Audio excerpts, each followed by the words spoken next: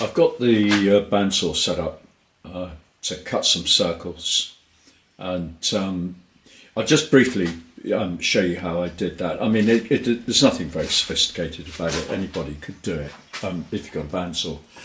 If you haven't, you can still make these bats, which is what they are, with a jigsaw.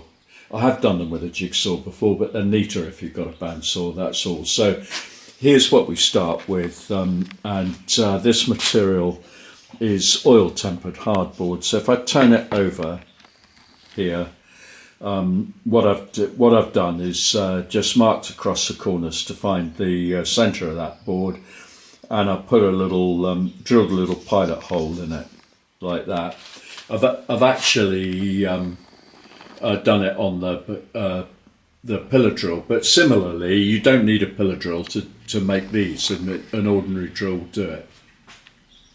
Okay, all you need to do really is just make a small hole in the centre of that board, and don't drill all the way through it. Okay, just you only got to go.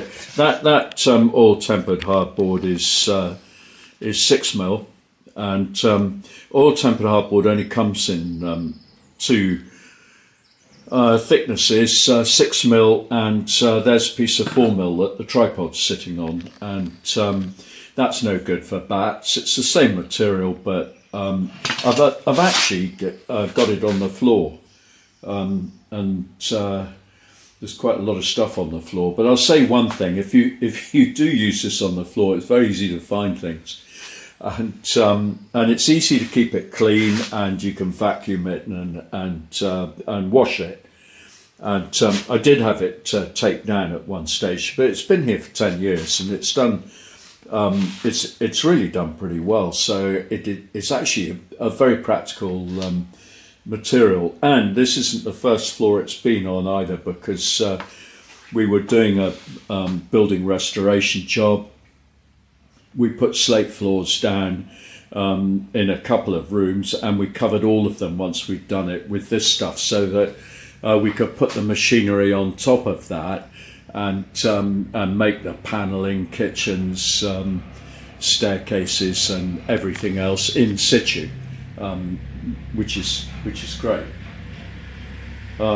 Anyway, so there's our material. That's all tempered hardboard. This is what we're making here. We're making a bat to throw pots on the wheel, and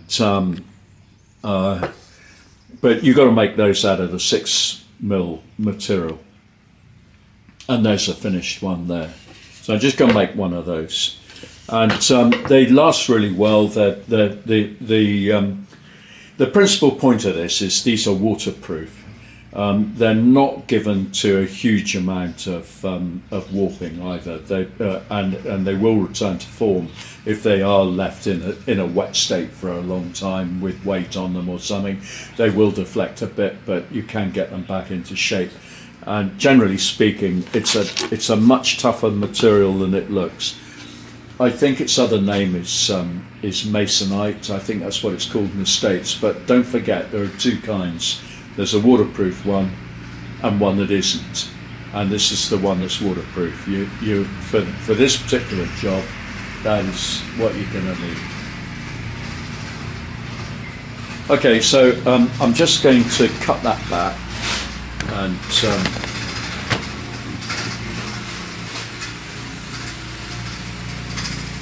I've got a few tracked vehicles going past, so I'm just going to cut this back, and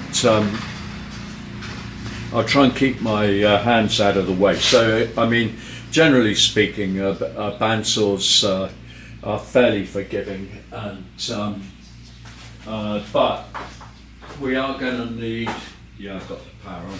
We are going to need extraction, so it's going to be noisy. And so here goes the extraction.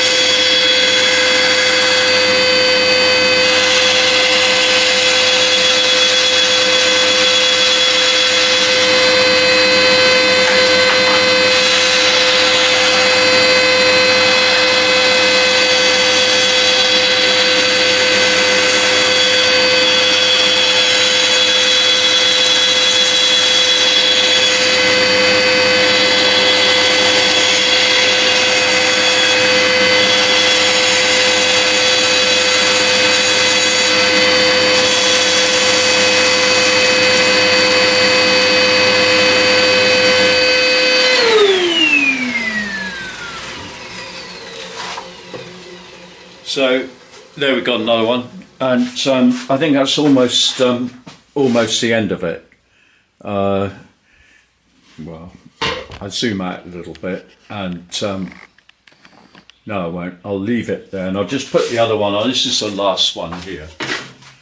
So I did most of these some time ago, and I've just drawn this here to line it up, because I've scribed a mark in with a felt tip across the bed of the bandsaw there, so that mark's in line with that. I've lined that screw up with that, and I've put the screw through, and I've actually just put the end of the screw on the linisher to give it a bit of a point, so it doesn't screw itself into the board, so to speak, as you turn it around.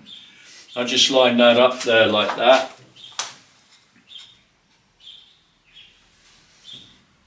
And there it is, all lined up, ready to do the last one. Well, it's simple as that, really. So if you've got a bandsaw, that's the way to do it. If you haven't, you can do them with a jigsaw. But the principal thing I'm trying to get across is that it's a great material. Oil tempered hardboard in the pottery. It's a really good material. And as you can see, we use it a lot. I don't use MDF, but I do use this. I think you should use wear a mask, or always anyway. You should, if you're creating any kind of dust. And but I'm not quite sure what's in it. But it's a waterproof material, so it's got something added to it. It says it's oil tempered, so maybe it's as simple as that. Anyway, there we go. As I said, if you look back, you can see a little bit more on this subject on the channel. A couple of videos ago, I did another one. If you want to know more about it, check back on that one. I reckon this is the most cost-effective way of making bats. And you can get this material through your building. Your